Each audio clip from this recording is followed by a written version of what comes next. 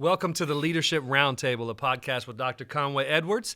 My name is Matt Anderson. I'm going to be your host today, and we are so grateful that you're here today to talk about this topic with us. It's called Your Post-COVID Digital Strategy. Come on. I'm excited about it as well, but let's just make a clear statement up front. So here's the disclaimer. We're not experts. We're trying to figure this out. And so post-COVID, we've tried on a number of things, and some of this works.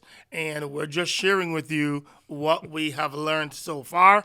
And so we're just putting that disclaimer out there. It's been a joy. It's been fun trying to figure it out and trying to discern what we do next. And we think that we have a good strategy that you might want to consider and tweak for your context. That's right. We're in the lab ourselves, so we're working things out. Many things have not worked. We need to do a whole separate podcast on all the failures. But right now, we're just going to choose to highlight our successes. But we're out here trying to do the same thing you're doing. We're trying a lot of different things. And what we're going to share with you today, like Pastor Conway said, we encourage you. Figure out what's going to work for you. Just because it works for us doesn't mean it'll work for you, but you should be able to tweak it and hopefully learn some things from this. So yeah, that's good. Our talk today came out of an executive team retreat that we had. That's right. And a post-session, where are we going from here? Tell us about how that all came about. Well, most of you know that your values drive your behavior. So as a church, we're wrestling with what do we value? What are our priorities? What are some of the things we're going to do differently once we've been in this pandemic? And so we start wrestling with some questions that we think you should be asking, as well as we have asked. And so that's where it really started. And from there, we came up with, here's our strategy digitally. So we have our physical strategy, now we have a digital strategy, and here's how they both blend. Here is a team that's working on digital, here's a team that's working on physical, and here's how we're going to do the new normal from here on out. One of the things we said, we must always think digital first. So that means we have to have a clear digital strategy. What are we going to focus on? Why are we going to focus on that? How often are we going to shoot videos? What are those going to look like? What will the priorities be? All of those questions we had to wrestle with to discern when, where, how, and part of the document you're going to get today answers those questions for you. But it all starts with wrestling with some questions that we're going to give you to wrestle with from this document. And so one of them that we had was, do we need a membership mindset model? A membership mindset model. So not only are we thinking digital first, but long-term, 3 to 5 years from now, should we and can we create a membership mindset model? You know, when you go to the gym, you have a membership, and so the gym is adding a value for you, and you're willing to pay for that. Well, we don't know what the future holds in terms of government regulations on the church, and so we're just trying to process what would a digital mindset look like, and what would a membership mindset look like? And so we're asking the question, what can we create a value that people would be willing to pay a monthly fee for? Should we be doing that? Should we not be doing that? Those are the questions we're wrestling with and we think are vitally important for the health of the church moving forward, so that no matter if the government says we're going to remove some privileges that you have, we should still have a strategy for that. No matter if people, because they don't have that privilege, stop giving, you should have a strategy for that. How are you going to use your buildings? How are you going to use your facilities? What should we do moving forward? Those are just some of the questions we've had to wrestle with. Pastor Matt, what else you got? Give us another question that you think we need to wrestle with. I'm gonna put two questions together. And again, this document is in the show notes. If you go to visit1cc.com/leadership roundtable, you'll find this download. But one of the questions is, how do we make church more exciting? And the follow-up question is earning the right for them to come back? Yeah, that's good. That's good. Both of those are vital. Now, earning the right. Every time you hold an experience on Sunday you are creating an environment where the people are going to choose, should I come back the following week or not? So they do that in the physical realm, and they're doing it in the digital realm as well. So they're asking the question when they see a video of yours, no matter what it's about, they're asking, did this help me meet a need? And if it did, then I want to hear more, and then they'll go searching for you. If they thought it was not good and it didn't meet a need, then you're training them. Whenever you see this person, you don't need to come back because the quality and the value is not there. So you need to be wrestling with those and making sure that there's quality and substance around what you're saying. Because digital viewership doesn't lie.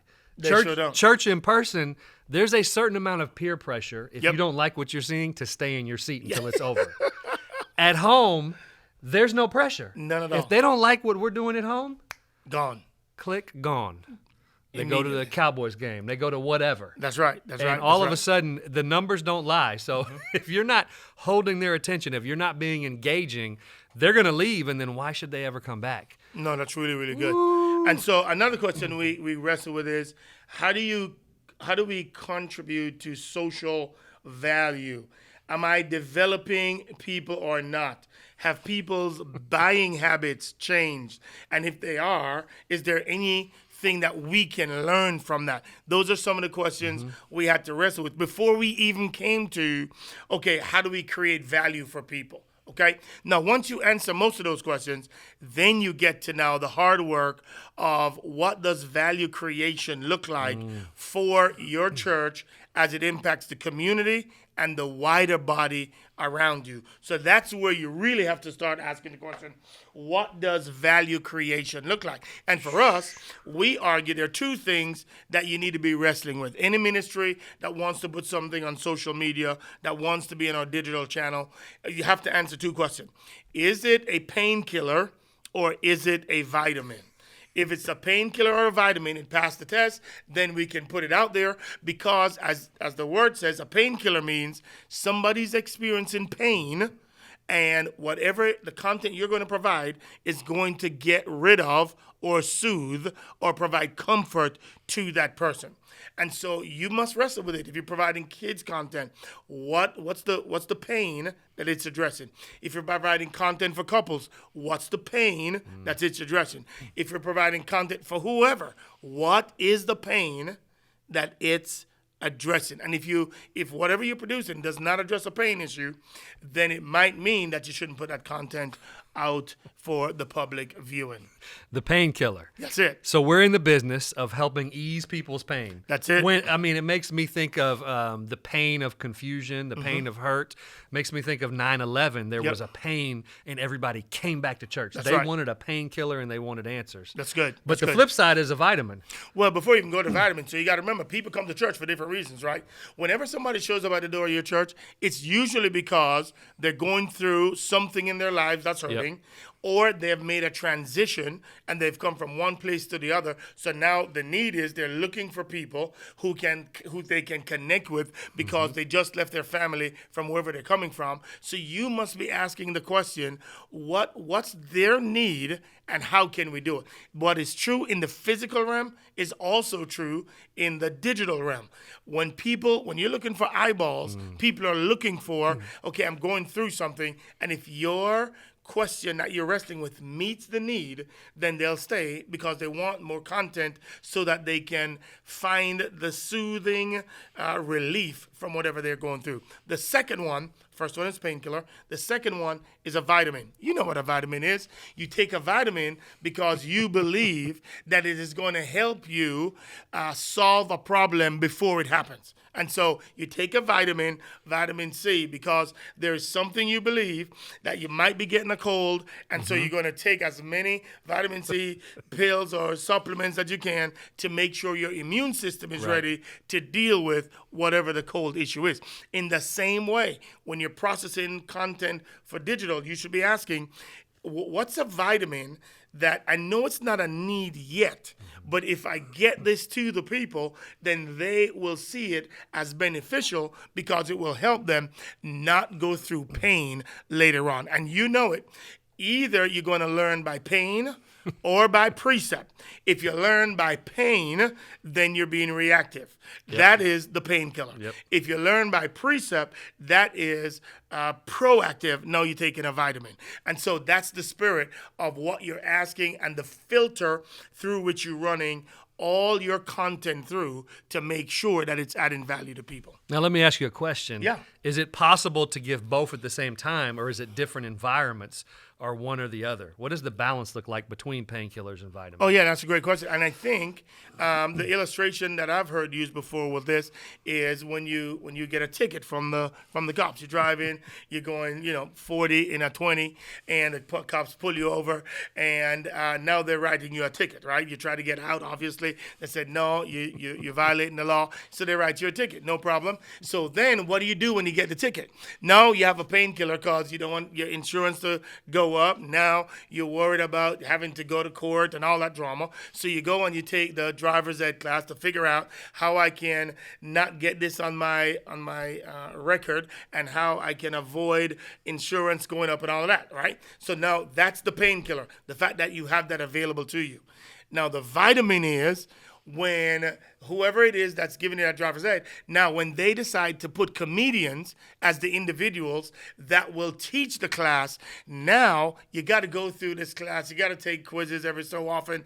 But now you're laughing your way through it. Now it's easy for you to take it because it's actually fun while you're doing it. So now you've just combined a painkiller and a vitamin together to solve one problem, which is that you got a driving ticket and you want to solve it.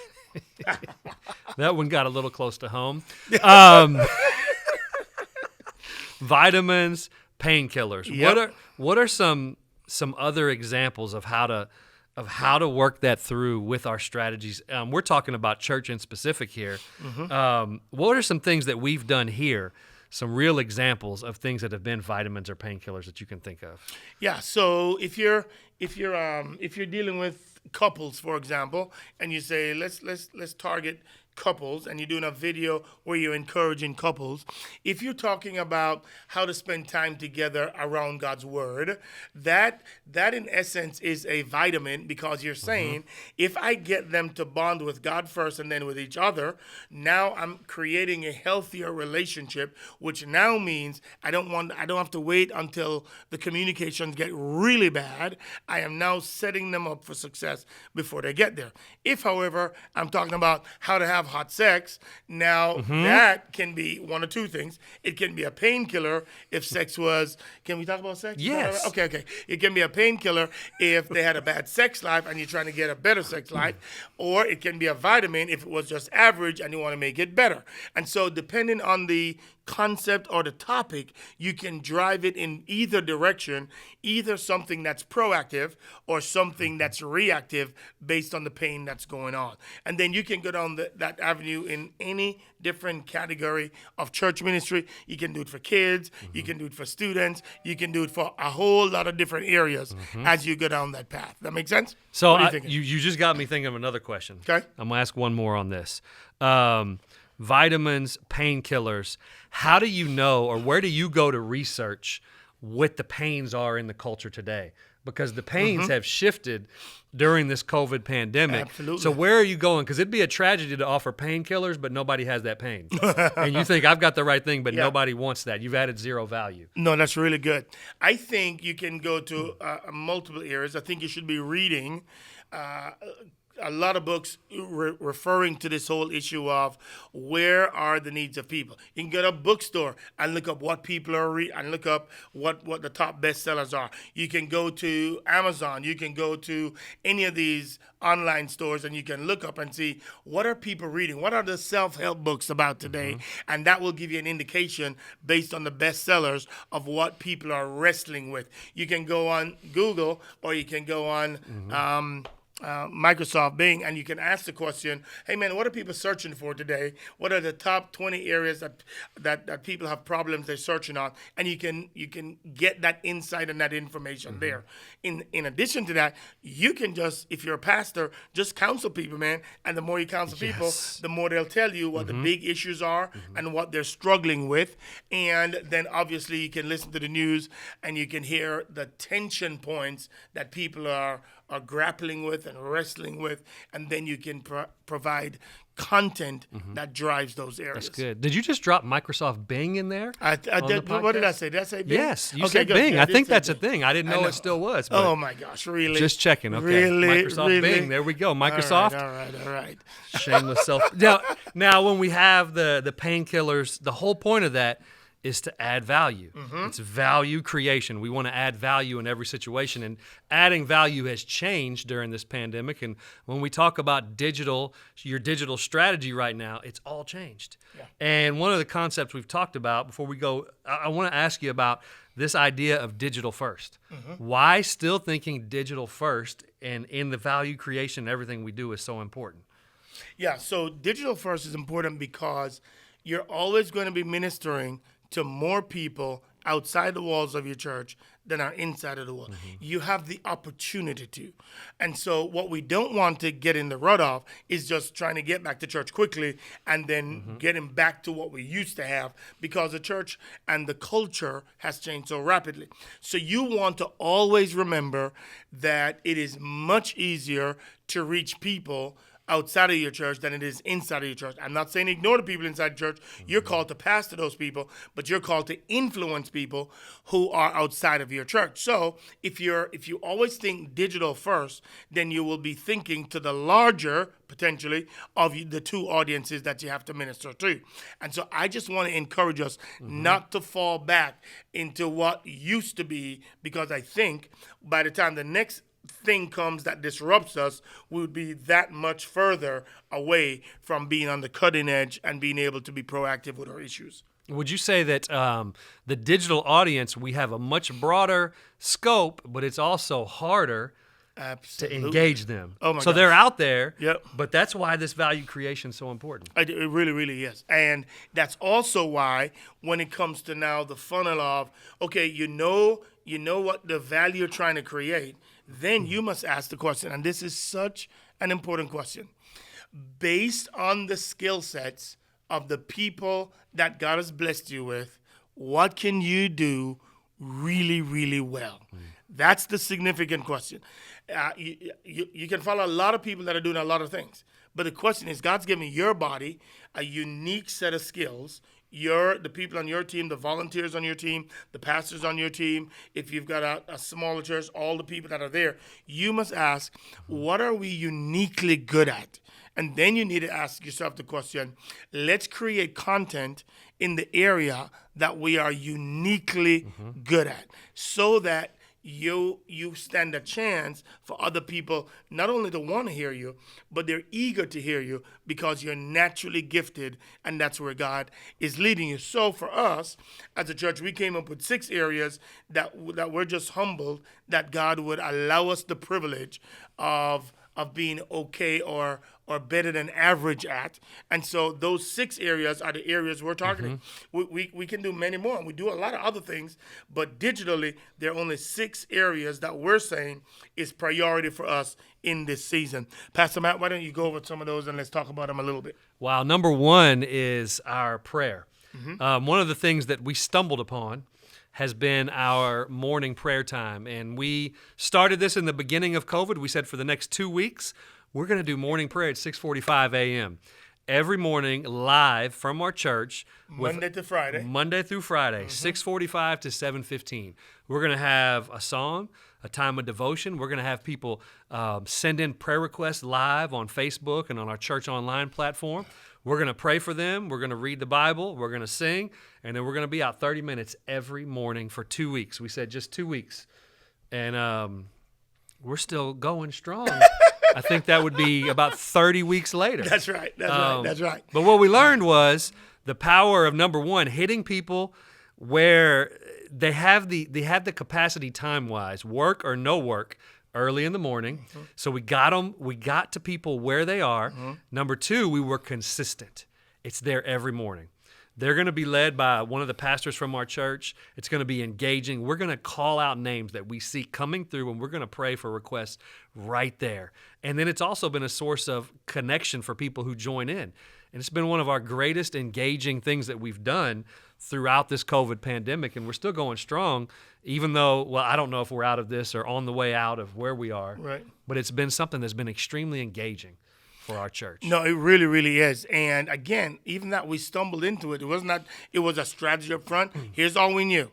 We knew in this season, people needed to be pastored. People needed to be cared for. People needed to be shepherded. They needed to be loved. And so we wanted a presence in their homes every morning so that they know we're here with you. We know this is a difficult time, and we just want to be with you. So what was that? It was what we considered to be a painkiller, where we thought people were hurting at home, whether it's they're just stuck at home and didn't like it and didn't know what to do, whether it was people were frustrated at home because they were with their family 24/7. We just wanted to begin the process of pastoring, loving, and supporting these people. Then it became, listen here, a vitamin, because now we're trying to get them to be self-feeders around the Word of God, and we're trying to get them to have a regular habit of spending intentional time with God. And if we're trying to make disciple makers, it means now we're training them that on a daily basis, this is normal, that you get up, you sing a praise song, you hear from the Word, you read the Word yourself, and then you have your brothers and sisters in Christ laboring for you in prayer and asking God to act on your behalf. And again, this is something we stumbled into, so we didn't know it would have been this successful up front. But people have responded mightily, and we have more engagement in prayer than in anything else that we do. And one of the cool things that I love seeing is when we're in the chat and we're calling out prayer requests and we're watching it go down live, one of the cool things is over time, as people drop prayer requests in the different chats that we're on, the coolest thing about it is to see other people watching, going in, chatting and praying and calling out scriptures and promises of God, and everybody praying for each other. It's transformed from just the platform doing it to now everybody's praying for each other on there, and that's really cool to see. It really, really is. So it's a unique opportunity that we have. Now, another thing we did was, remember I told you there's 6 areas of focus that we're honing in on. That's number 1. Number 2 is leadership. We believe God's called us to be a front runner for churches and to go before and set the tone and the pace. And so we have done a number of different things leadership-wise. We have this podcast that we've started. We have training for CEOs and entrepreneurs that we've started. And all we're trying to do is to help pastors, business leaders, and entrepreneurs begin the process of sharpening them spiritually and then in the area of their own expertise. And that became important to us because we've got a lot of people in our church with leadership skills, and we believe that we ought to share with them the learnings that we have learned so that they can get better. Other people have done it for me in the past and still do it today, and we wanted to give back and allow other people resources, all the resources for free that can be a blessing to them as well. One of the great things about that, too, has been we do something called a monthly digital Dream Team meeting. And that's a monthly event, live event online, where we call all the volunteers of our church together. And a lot of people come to it. And all the resources that we create, we're able to just give them where they can download. We're able to pour in, invest, and develop leaders online. And we have something called a leadership college we've even been able to pull off on Zoom as well. So just great opportunities leadership-wise to continue that digitally. So you've got to have a strategy for that. Well, in addition to that, now we're encouraging all our ministries to do everything on digital. So all the training, we're trying to make sure they're recorded so that no longer do people have to come to church to get trained. Now they can go online and get all their leadership training before they even step foot into the church, and that's been a blessing as well. What's number 3? Number 3 is women's ministry. Yep. Women's ministry online. Absolutely. That's been a massive one for us. It was massive for us physically. On a Wednesday night, you'd have 1,500 women showing up for women's Bible study. And so now it's online. And so every other week, we have a women's Bible study where Jada teaches, and she teaches for about 45 minutes or so. We have praise and worship, and then they go into groups to break it up and talk about it. And then in the off weeks, and we just started, we've got an experience called Sidebar, where they take up some of the topics they learn or different topics, and they just have a conversation around it, so that the ladies are engaged on first and third with Bible study, and then second and fourth with Sidebar. And it's been an extraordinarily successful experience, where people, and ladies in particular, just love that kind of an engagement that they have on a regular midweek basis, so that they can get recharged to make it through the end of the week. You just made me think about, too, how digital lifts lids. One of the lids of our women's ministry was it filled up our whole building. Sure did. And we did not have a great opportunity for women's groups. And now that we've gone online, one of the things that used to be kind of a limit for us, or a lid, was we don't have a space where women can connect afterwards. And now all of a sudden, because of online, because of Zoom groups, we have a whole host of women's groups that meet after women's Bible study, where they can connect from our different campuses for different age groups, different affinity groups. And it gives us a way to expand what we thought was at a limit before. Yeah, no, that's great. The next one is we do couples, and we talked about it already. Every 2 weeks, we produce a new couples video designed to support, to inspire couples to go to the next level. And it's been an incredible experience. And by the way, from this too, we also started the OCC.TV, which is an experience where all of these shows we now create and we put on that OCC TV, so that people can simply go to the website, the OCC.TV, and can experience any of these shows that we're talking about. Because, again, digital first. So while you have the physical experience, we want to make sure there's some for kids, there's some for adults, there's some for women, there's some for business leaders, entrepreneurs, all of that when you go to the OCC TV. That's, again, designed to make sure that when you go to there, you get every single experience that we've ever done. And all we're doing, just like the networks do, we're producing about 10 shows in each of these categories every semester, and then we'll release them every other week. Every other week, one gets dropped, and then they can see it. And if they want to just binge watch them all, they get to do it as well. So in essence, we're setting up the OCC network, but that's not what it's called. It's called the OCC.TV. And after you get so much content going, then people can just know, here is your one-stop shop for everything related to digital that one community church does. I see what you did right there. The OCC.TV. These are the 6 kind of programs we have on there. That's exactly right. See what you did there. Everything's intentional. Everything is intentional. Don't forget it. And by the way, just so you know, that's idea of the OCC TV. That is the foundation of what potentially could be a membership model, where it's all free right now, but after you get so much content, potentially, if we ever wanted to go that way, you can say, if you want to be blessed by all this content, you can get it for an easy subscription of $5 a month. I don't care what it is, but again, you're just building the foundation now to have something available for people later on. It's called original content that you're building. That's okay. Right. What's the next one, Matt? We've got worship and kids. Those are the last 2. Yep. So let's talk about kids. We want to produce original kid songs that the kids can enjoy. So whether it's Father Abraham remixed, whatever it is, we want to get all these kid songs that kids love to sing, and we want to put them on our channel so that they can all go. We're not doing it to make money, to sell it worldwide. We're only doing it for the kids that want to be exposed to worship songs they can dance to, they can have actions with, and they can be fully engaged with. And so that's what we're doing again. We're trying to pull it off over a semester. Every semester we do a different one, and we do about 4 or 5 songs that our kids get to know with the dance moves and everything, and create them on a monthly basis for that one. So good. And our kids team as well is just throwing out content every single week. Every single week. Things they used to do just on the weekend, now it's available all week. From all the lessons, from midweek shows, everything. Our next gen team has just poured in, and they've all become experts. That's right. In 7 months on being digital, all things digital. Really is. So this is an important part. You need to ask yourself, what are you guys good at?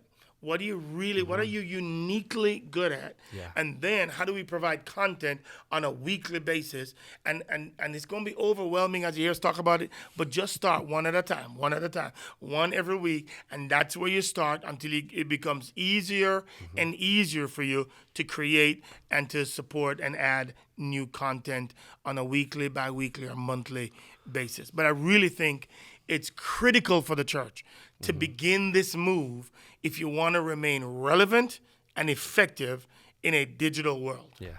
And if you're wondering, if you're thinking this is overwhelming, you just need to know for us it's overwhelming too. Oh, 100%. Nothing we're telling you is something that we've 100%. just said, Yep. oh, this is easy. Yep. Let's throw this together. Everything is creating a new rhythm. I wanted to ask you a question. This is nowhere in the notes.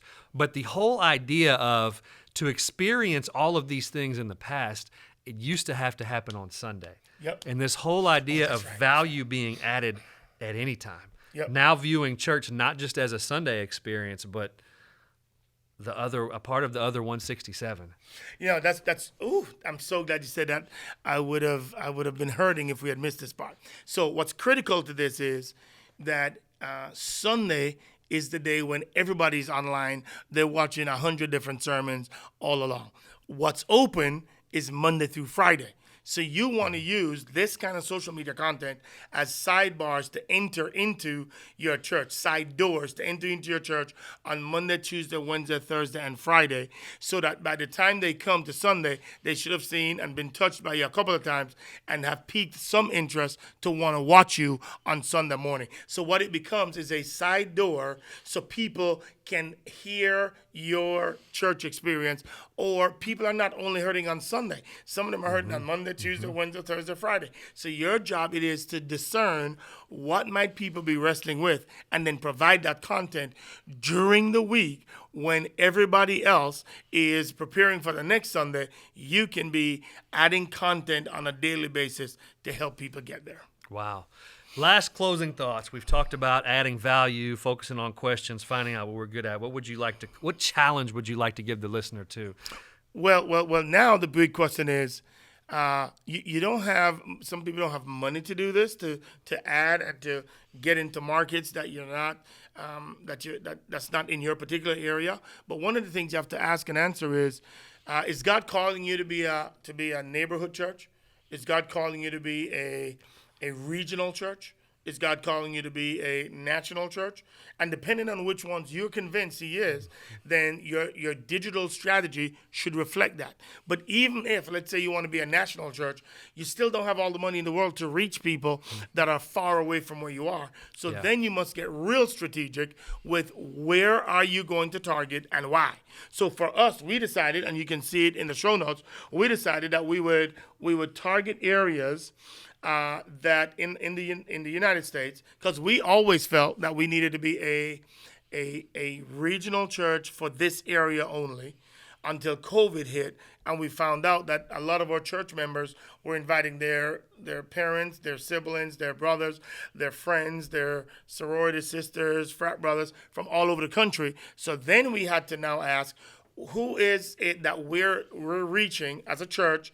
And then are there other communities like the one we find ourselves in that we can reach that are far away from us, but that look like, and by look I don't mean black or white, that has the same demographic feel of it. And so we decided that we'd come up with about 12 to 15 cities that we thought would have counties that look like the county we're in, and then we targeted them. And by target, I just mean these are areas when we show a video, depending on which one it is, we're gonna also do a little bit of paid content to get it in areas that we did not think we could reach before COVID. And so it's a strategic move on your part to identify maybe 2 or 3 cities, maybe 10 cities, however much resources you have, and then try and get your content in places where they would have never been exposed to you before. And I think that's critical for the health of the church and for us winning people to Christ and growing people in Christ up as we go. Because just because one person is reaching one type of person, you never know who your voice will reach. And a part of this is that God wants to expand your reach, expand your influence, and it's your assignment to make sure your voice is heard with the people that like you all across this country or even all across the world, because we have selected 5 countries or regions that we're going to reach out to. We've selected the Caribbean, because I'm from the Caribbean. We've selected Canada, United Kingdom, Nigeria, and India. It's all in here, and you can check it out, right? But the reason we're doing that is because there's a strategic reason behind each one of these that we think we have a unique message that we can communicate to that group. Now, this is just for the listener. Okay, go ahead. This is a whole nother podcast, but all of these areas that you may want to think you want to target or go to, you've got to think, because when COVID hit, we all rushed to be digital. We all rushed to broadcast our service. And you've got to, if you're truly going to be digital, what is your plan if somebody 2 states away wants to get saved? What is your plan if somebody 5 states away wants to get baptized? That's really good. What is your plan if somebody in another country wants to be involved in community? That's good. And if you don't have a plan for that, all you're doing is broadcasting a TV show. Yep. It's not church. Yep. Until you've got a plan for all of those things: salvation, baptism, when they want to membership, community, volunteering. What is your plan if you're going to these areas? And you've got to work through, do I have a plan? Yeah. If somebody actually does say, yeah, I want to get saved. Yes, I want to get baptized. What are we going to do? Right. And so that's a part of it, and maybe that's the next one we do, where we just come back and talk through.